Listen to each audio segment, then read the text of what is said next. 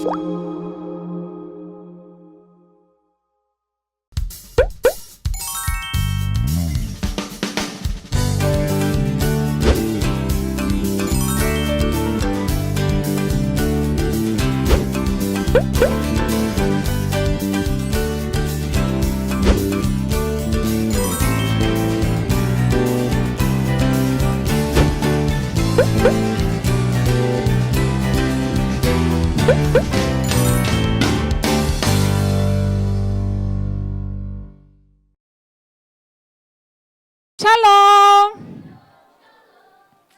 좋습니다. 우리 제목 한번 읽어볼게요. 제목 한번 읽겠습니다. 시작! 무엇을 쫓고 무엇을 쫓을 것인가요? 자, 우리가 무엇을 쫓아내고 우리 마음을 다해서 쫓아갈 건지 한번 보도록 하겠습니다. 여러분, 여호수아라고 들어본 적 있나요? 여호수아 하면 생각나는 거 있는 사람? 성경책 좋습니다. 또 바로 얘기해봐. 하나님. 그렇죠. 여호수아 하면 하나님 생각나고, 또 난 여호수아 하면 이런 거 생각난다. 주원이 얘기해볼까? 여호수아 하면 뭐가 생각나? 얘기해봐도 돼. 광야. 좋아요. 또 은건이 가나안 땅. 오늘 전도사님이 얘기하고 싶은 게 모두 다 나왔어요. 무엇이냐면 오늘 읽은 그 여호수아의 내용, 여호수아 말씀의 내용에는 이스라엘 백성들이 출애굽을 하고 난 다음에 광야 생활을 하고, 그 광야 생활에서 리더가 바뀌고 여호수아로부터 다른 이스라엘 백성들이 가나안 땅을 정탐하고 난 후에 정복하여 하나님께서 허락하신 그 땅에 거하는 내용이 들어가 있어요. 여러분, 이스라엘 백성들을 하나님께서 출애굽시켜 주셨습니다. 출애굽기에 하나님께서 모세를 준비하세요. 모세를 이스라엘 백성들의 지도자로 하나님께서 키우십니다. 그리고 이스라엘 백성들의 하나님 되시고, 이스라엘이 하나님의 자녀, 백성 되기 위해서 하나님께서 깊은 관계로 하나님께서 구원하신 구원자, 또 우리의 생명 주신 생명의 하나님으로 이스라엘 백성들을 출애굽시키셔서 이집트에서 나오게 하심으로 광야로 이끌어 주세요. 하나님께서 약속하신 젖과 꿀이 흐르는 그 가나안 땅을 가기 위해서 하나님께서는 이스라엘 백성들을 광야로 인도하셨던 것이에요. 여러분, 근데 전도사님이 여기서 하나님을 바로 바라보기에 전도사님이 궁금했던 점이 하나 있었어요. 잘 들어보세요.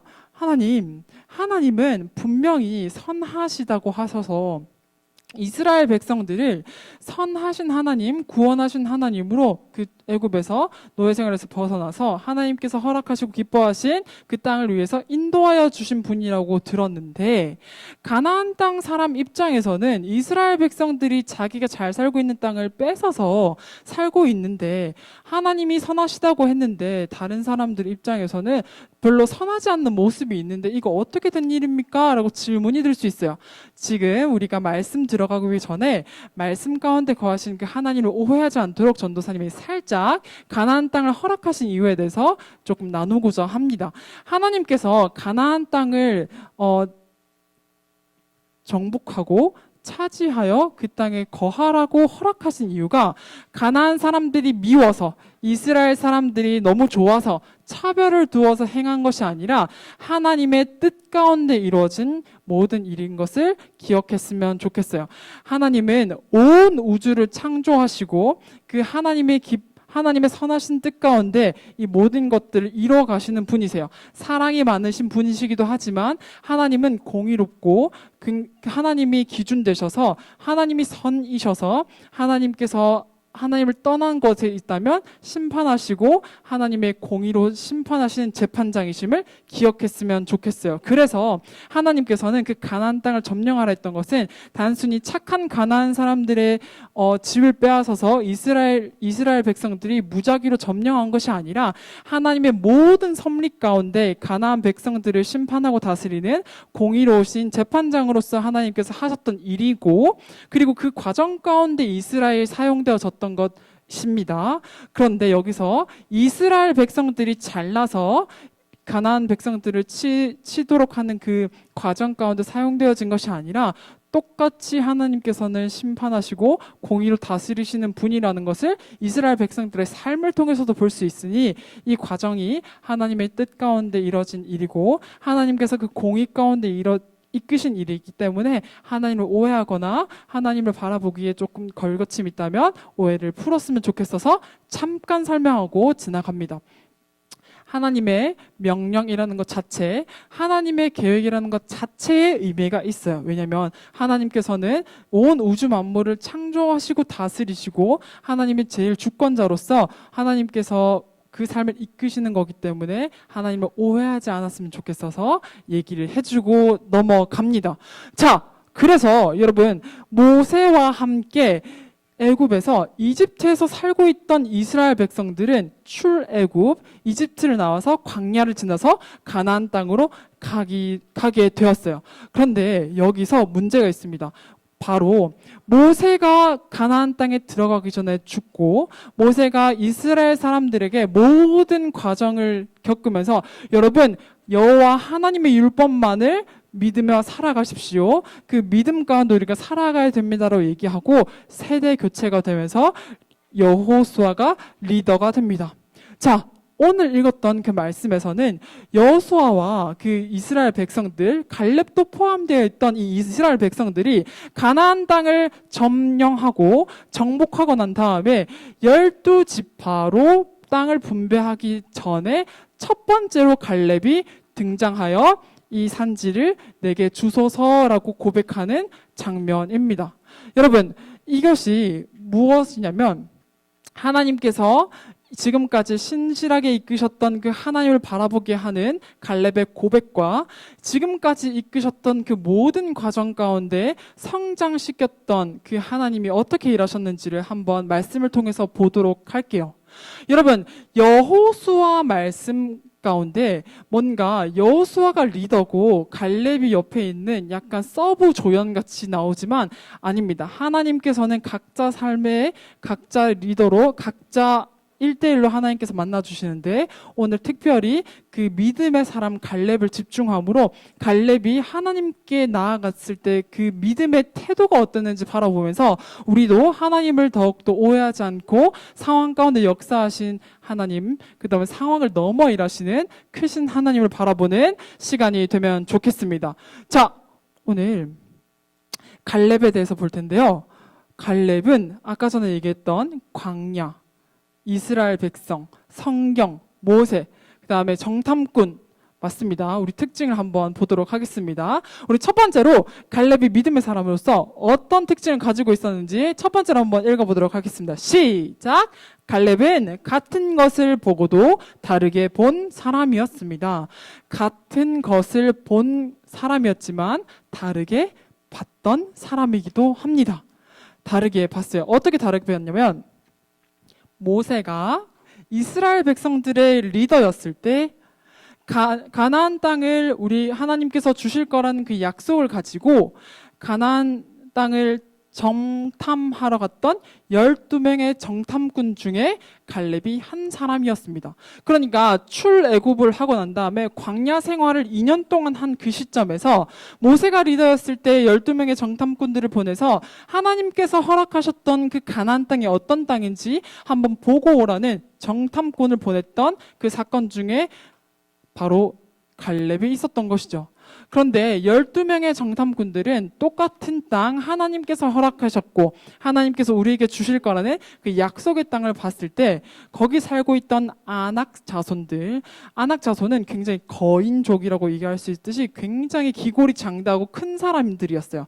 그 사람들을 보고 10명의 정탐꾼들은 하나님의 약속을 똑같이 들었고 그 약속 가운데 직접 가서 똑같은 장소, 똑같은 시간, 똑같은 대상을 바라봤지만 10명의 정탐꾼들은 우리가 메뚜기 때 같아서 점령을 못할 것 같다라고 얘기했고 여호수아와 갈렙은 옷을 찢으면서 하나님이 기뻐하시면 우리가 가능하다, 우리가 하나님 여호와와 함께 하시니 가능하다라고 하나님을 바라봤던 사람입니다. 그러니까 똑같은 것을 봤어도 그 10명의 정탐꾼들은 자신이 기준이 되어서 상황을 바라봤고 여호수아와 갈렙은 하나님을 기준 삼아서 상황을 바라봤기 때문에 같은 것을 보아도 다르게 재해석하여 하나님의 일하심을 기대할 수 있었던 것이었죠. 여러분, 이거 너무 웃기지 않아요? 전도사님이 이 10명의 정탐꾼들 이 자 왜 들고 있는지 아세요? 자기를 기준 삼아서 얼마나 큰지 재어보고 있는 거예요. 그러니까 자신이 기준되어서 상황을 바라보니까 너무 괴리가 들어서 두려움밖에 없었지만, 하나님을 기준 삼았을 때 하나님이 사용하실 것을 기대하게 하는 다른 상황임을 볼 수 있죠.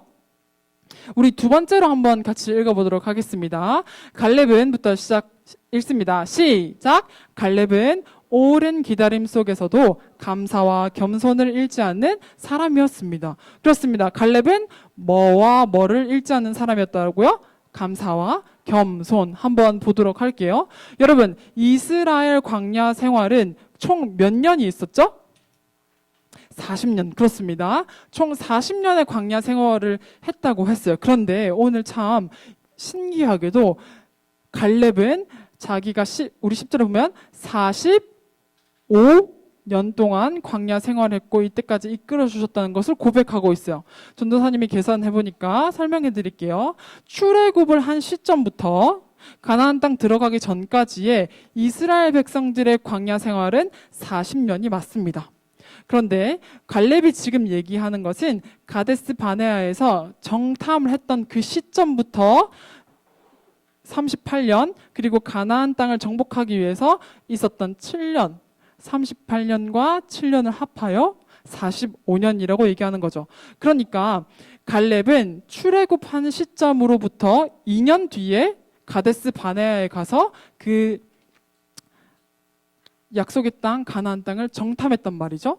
그 시점으로부터 38년 동안 40년의 광야 생활을 마치고 요단강을 건너고 난 다음에 가나안 땅을, 하나님께서 주셨던 약속의 땅을 점령하기 위해서 7년간 싸웁니다.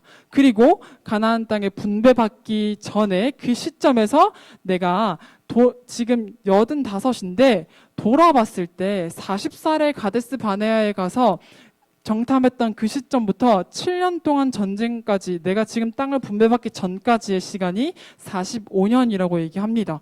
여러분, 그런데 여러분들이 성경을 읽었을 때 갈렙에 대해서 정확하게 성경이 얘기해주는 구절이 많이 있었나요? 별로 없었다고 생각합니다. 그러면 그때 동안 하나님은 갈렙에게 집중하지 않으시고 침묵하셨을까요? 라고 질문할 수 있지만 아닙니다. 오늘 우리가 갈렙의 고백을 통해서 하나님께서 신실하심을 어떻게 보여주셨는지 조금 더 깊게 보도록 할게요. 하나님께서 침묵하셨다고 해서 하나님께서 없었던 부재 중이었다고 생각할 수 있지만 그것이 아님을 말씀을 통해서 한번 보도록 하겠습니다. 갈렙은 그 시간 가운데 어쩌면 성경이 잘 기록하지 않았듯이 갈렙이 하나님이 없다고 느껴질지 몰랐던 그 경험했던 시간 가운데서도 신실하게 일하시는 하나님을 바라보았습니다. 그리고 갈렙은 고백을 합니다. 땅을 분배받기 전에 처음으로 갈렙이 나가서 얘기하는 장면이에요.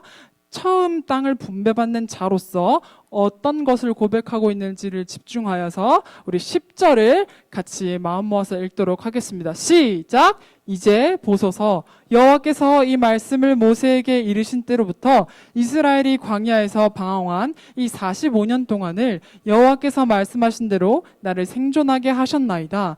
오늘 내가 85세로 돼. 아멘. 여기서 정말 신기한 것이 있습니다. 갈렙은 지금 땅을 분배받기 위해서 첫 번째로 나온 사람으로서 하나님께, 하나님, 이 땅이 좋아 보이니 이곳으로 주세요.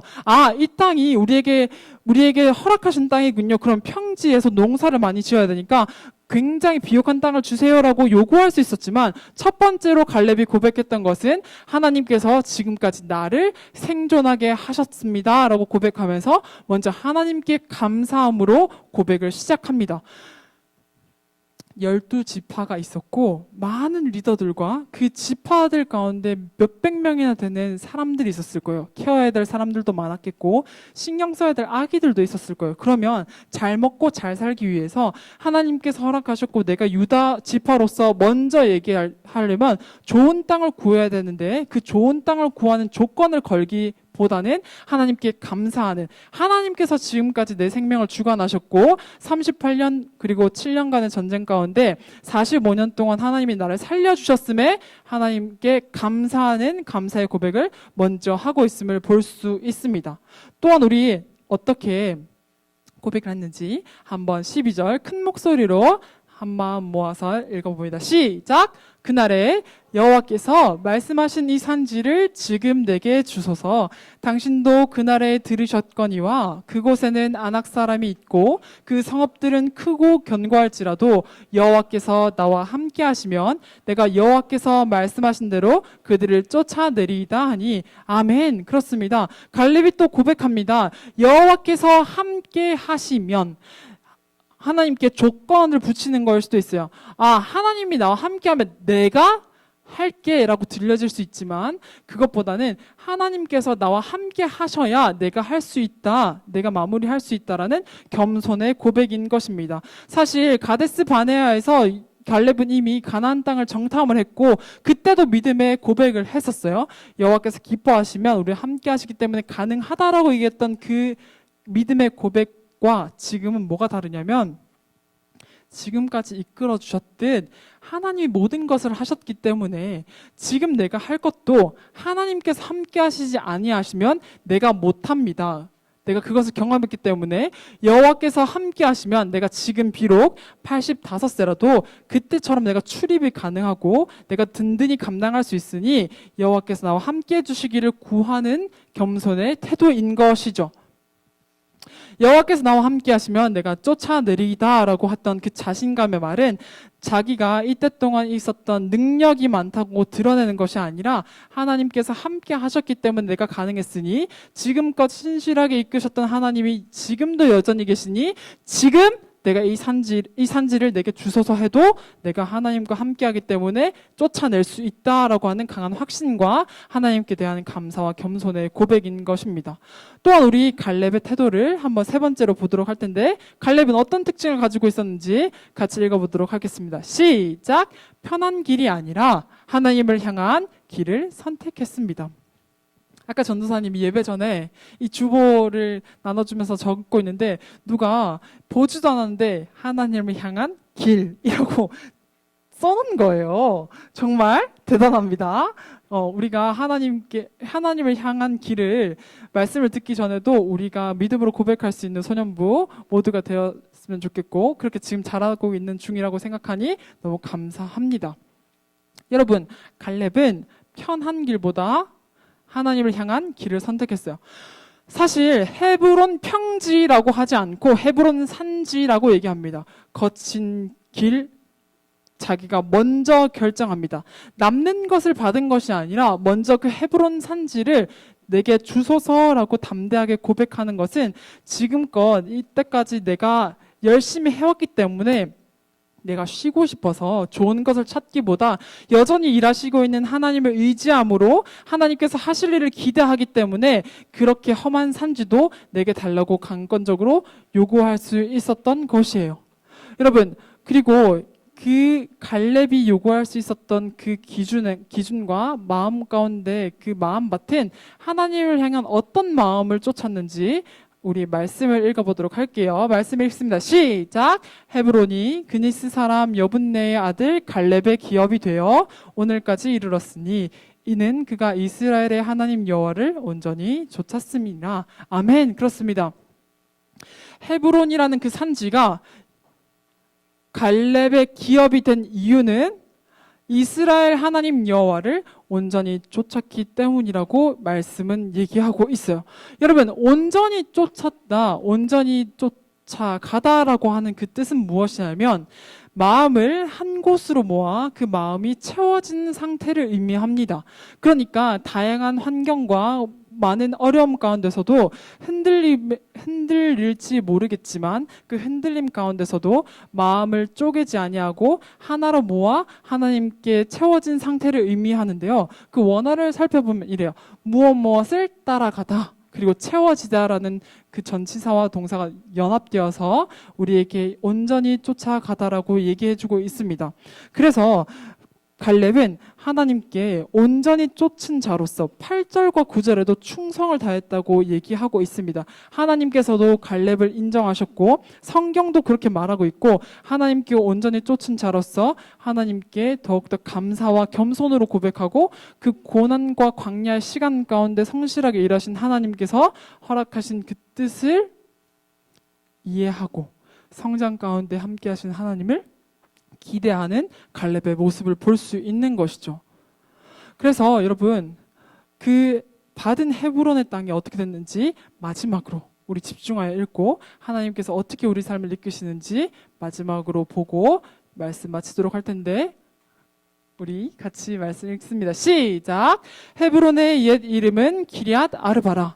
아르바는 아낙 사람 가운데서 가장 큰 사람이었더라. 그리고 그 땅에 전쟁이 그쳤더라. 아멘.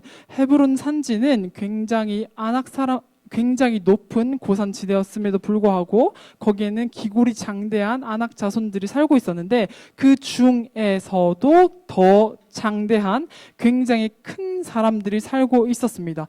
그 사람들을 상대로 하나님께서 함께 하시니 내가 그 사람들을 쫓아내리다 고백했던 그 갈렙의 고백이 이루어진 것이죠. 자신이 잘났기 때문에 내가 모든 것을 점령했다라고 드러내지 않습니다. 하나님께서 허락하신 것은 쉼이었음을 고백함으로 그 땅에 전쟁이 그쳤다고 표현합니다. 갈렙은 하나님께서 지금까지 함께 해주셨던 것을 알았기 때문에 하나님께 겸손하고 감사하게 하나님의 뜻을 구하면서 신실하게 그럼에도 불구하고 구할 수 있었던 것이죠. 여러분, 지난주에 전도사님이 말씀 전해주면서 비가 오는 그 상황을 비유로 든 적이 있어요. 태양의 입장에서 구름이 태양을 가린다고 했을 때 구름은 태양의 본질에 어떠한 영향도 주지 않습니다. 하나님께서 우리 상황 가운데 우리가 어려운 상황 가운데 놓여 있음에도 불구하고 하나님께서 여전히 일하고 계시는 것은 비가 내려도 태양이 없어지지 않는 것과 똑같다고 얘기했어요. 구름이 태양을 가려서 태양이 보이지 않더라도 우리 삶 가운데 상황이 너무 힘들어서 하나님이 보이지 않더라도 여전히 태양은 구름 뒤에 있듯 하나님은 여전히 우리를 사랑하고 이끌고 계시다는 것을 잊지 말자고 우리가 말씀 가운데 하나님을 더욱더 묵상하고 말씀 가운데 하나님을 더욱더 의지하자고 말해 주었어요. 오늘 갈렙의 상황도 똑같았습니다. 38년 동안 그리고 7년 동안 그 전쟁 가운데 하나님이 보이지 않았을 거예요. 힘들었을 거예요. 갈렙이 대단해서 하나님 저는 무조건 의지합니다 라고 하지 않았을 거예요. 물론 힘들었던 상황도 분명히 있었을 것입니다.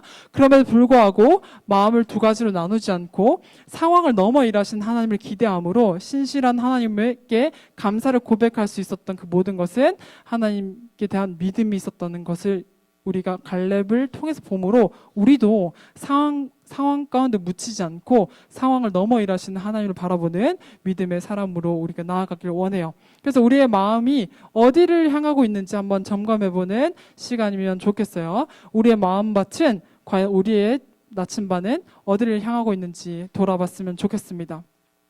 왜 우리가 하나님을 바라보자, 왜 우리가 하나님께 내 마음을 하나님께 시선을 두자라고 얘기하는 거냐면 하나님이 허락하시는 그 과정 가운데 고난이 있을 수 있어요.